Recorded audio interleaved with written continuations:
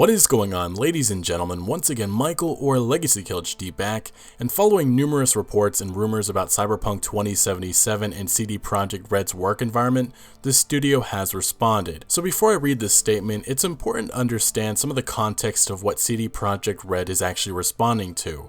For one, there's been many reports going around saying that all is not well at CD Projekt RED, and that can be seen on their Glassdoor page. Glassdoor is usually to show reviews about jobs and all kinds of stuff related to the job. And this should be noted, these are usually anonymous reviews that are not always accurate. But the page features an outstanding amount of negative reviews compared to other companies like EA and Ubisoft. For example, one review says, "A studio without a direction," which the only positives that were listed by this person were the people, food, parties, and the games they were working on, while the negatives included bullying, poor management, upsetting work hours, fake goals, and a whole lot more. Now, the reviews don't get any bit better. A few more examples just based off these titles, because I'm not going to read every single one's contents, includes great projects, worse conditions.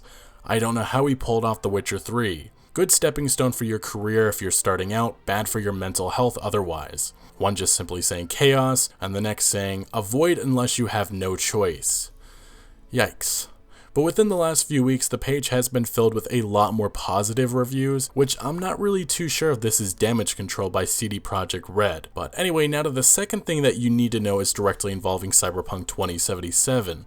A user on NeoGAF Bosque posted in April of 2017 that the game director for Cyberpunk 2077 had changed after CD Projekt RED finished the Witcher 3 Blood and Wine expansion. And according to his sources, which he said to treat as a rumor, as he would not reveal anything more, but the pre-production done on the game before 2016 had been scrapped. Now, this claim made by this user went widespread and was reported everywhere. But again, as he said, it was just a rumor. Anyway, that leads us now to the statement by CD Projekt RED in which they state the following. If you're following news related to CD Projekt RED, you might have recently stumbled on information regarding morale here at the studio.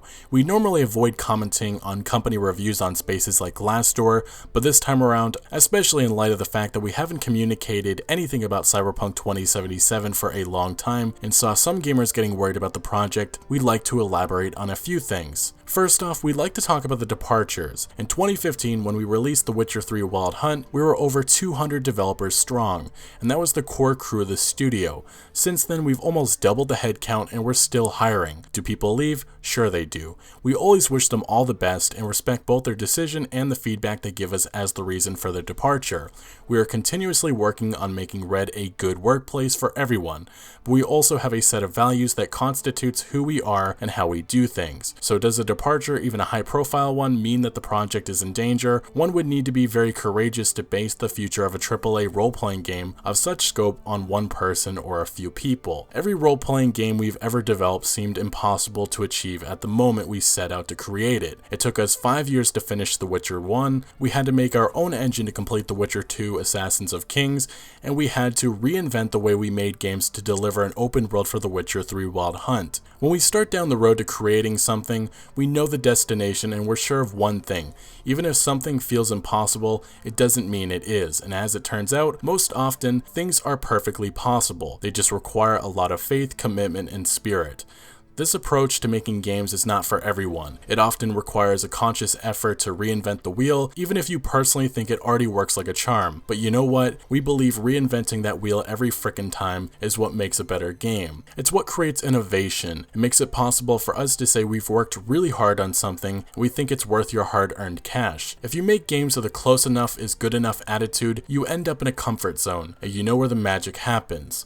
Cyberpunk 2077 is progressing as planned, but we are taking our time. In this case, silence is the cost of making a great game. As always, many thanks for being so engaged in what we do. It shows us it's all worth the hours we put in. Yours, Marcin Nowinski, the co-founder of CD Projekt RED, and the studio head Adam Badowski. So I have a few takeaways. As you may have recognized, CD Projekt RED kinda tiptoe past these Glassdoor reviews, at least what's said within them, and give a very vague statement. I mean, they don't really deny these reviews, but that say that they are working to make RED a better workplace, and that they have a set of values that constitutes who they are and how they do things, which later on they say their approach to games is not for everyone. Now I will say these reviews do have me a bit worried, and it's not like CD Projekt RED is the only company to get called out for having a bad workplace. Rockstar Games has been called out multiple times by employees for having a bad workplace, with some of these employees saying LA Noire and Red Dead Redemption endured development hell. Recently some leaks have come about which again paint a picture that all is not exactly well at Rockstar Games right now. Also, CD Projekt RED does somewhat address the game director for Cyberpunk 2077 changing by saying their game doesn't solely rely on one person, especially a high profile one, which it definitely feels like this is CD Projekt RED's way of downplaying this whole situation, and it almost seems like they're denying all pre-production did get scrapped. But for sure this is their way of saying one person leaving doesn't impact a whole project, which right now is Cyberpunk 2077. But I think the main purpose for bringing up the Glassdoor reviews in the first place is to say that Cyberpunk 2077 is coming along, and even with some employees not being happy, that's not getting in the way of development. Lastly, as expected, we do get a small update on Cyberpunk 2077 and its development. Pretty much CD Projekt RED says the game is coming along, but they are taking their time. Something that goes along with what Marcin Nowinski previously said, as he stated CD Projekt RED wants to emulate the Rockstar model, which as most of you know is delivering great games at no rush, but with silence until the game is ready to be shown. For those who are unaware, CD Projekt RED has stated 2017 is the year for Gwent, and that nothing should be expected otherwise. Within Polish government grant documents earlier this year, it was discovered that CD Projekt RED plans on having Cyberpunk 2077 finished by mid-2019. So the game is coming along, but with the scope that the studio is aiming for, it's going to take some time. And even though this statement doesn't exactly make everything look great at CD Projekt RED right now, it does tell me that the studio is on a mission to deliver a massive game. And as they expand their studio, not everyone will agree with their direction, but the development will continue either with or without them. But anyway guys, what do you make of this latest update from CD Projekt RED? Let me know your thoughts in the comment section below, but thank you for watching. Make sure to smack that like button if you did enjoy this video or found any informative value, and consider subscribing for all the latest news on Cyberpunk 2077, and I'll see you later.